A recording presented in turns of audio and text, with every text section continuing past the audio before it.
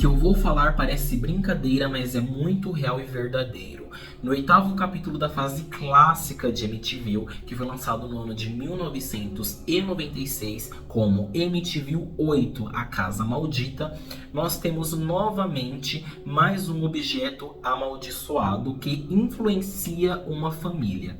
E olha, eu confesso que eu me surpreendi com a falta de criatividade dos produtores nessa franquia, porque desses 8 primeiros filmes aqui, porque sim, ainda tem muito mais pela frente, eu acredito que pelo menos uns 4 ou 5 possuem mais ou menos a mesma estrutura de roteiro, ou seja, um objeto amaldiçoado que perturba uma família com forças malignas.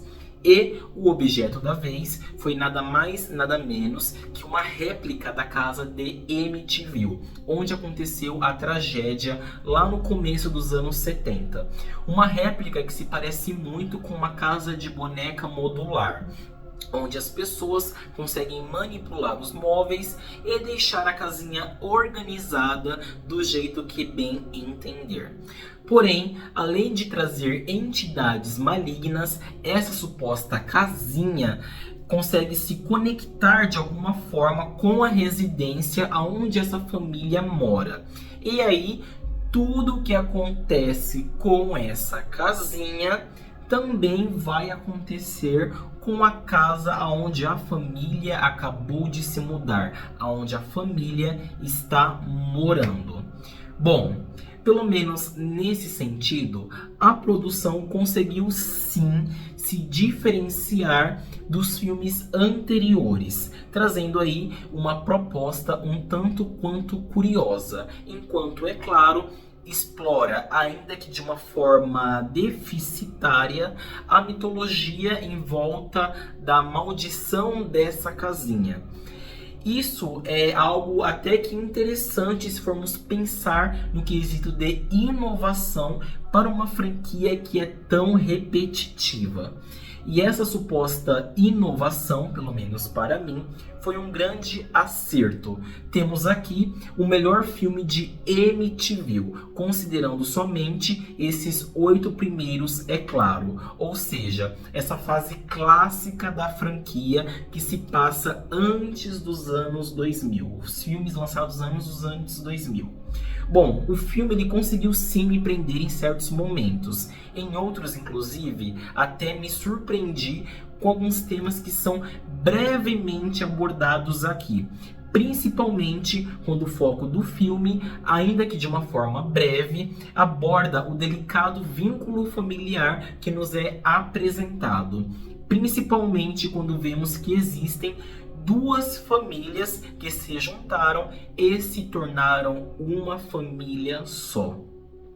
Essa abordagem familiar foi um ponto que eu considerei alto nesse filme, pois traz um tema super relevante que acontece com muitas pessoas por aí, ao mesmo tempo em que desenvolve os personagens que se encontram completamente expostos a entidades malignas. Então, por mais que o filme ele tenha uma estrutura de roteiro semelhante a alguns filmes anteriores, ele consegue sim se inovar, trazendo aí e explorando, é claro, o vínculo familiar, colocando aí uma carga dramática legal de ser ver e de ser acompanhada também. O filme também se inova ao trazer uma interação diferente com o objeto amaldiçoado. Mas apesar desses elogios, não se engane pensando que esse filme aqui ele é perfeito, porque de fato ele não é. A produção também tem as suas escorregadas aqui e ali, em detalhes que vamos percebendo no decorrer do filme.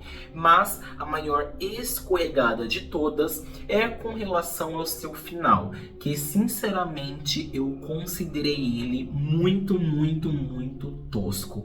Principalmente quando essas supostas entidades malignas, elas aparecem de uma forma física. Uma outra escorregada que eu considerei mal explorada foi com relação à mitologia da casinha, sobre a sua origem, sobre a sua maldição e como tudo funciona. Eu sei que existe uma personagem que até tenta explicar do jeito dela as regras da casinha, mas ainda assim, quando o filme terminou, eu confesso que fiquei com a sensação de que a mitologia envolvendo o objeto poderia ter sido mais explorada, talvez aí com flashbacks, por exemplo, ou então acrescentando algum outro personagem com propriedade para explicar com segurança o que de fato estava acontecendo.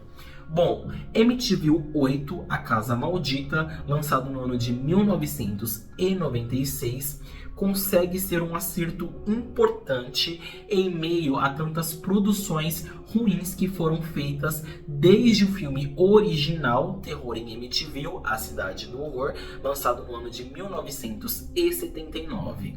Mas o grande problema é que para chegar nesse acerto aqui, as pessoas interessadas em conhecer a franquia, como foi o meu caso, podem acabar se desinteressando e também cansando. Isso, inclusive, aconteceu comigo. E, sinceramente, eu já não estava mais suportando ver a mesma estrutura de roteiro que foi repetida à exaustão nesses 8 primeiros filmes da franquia.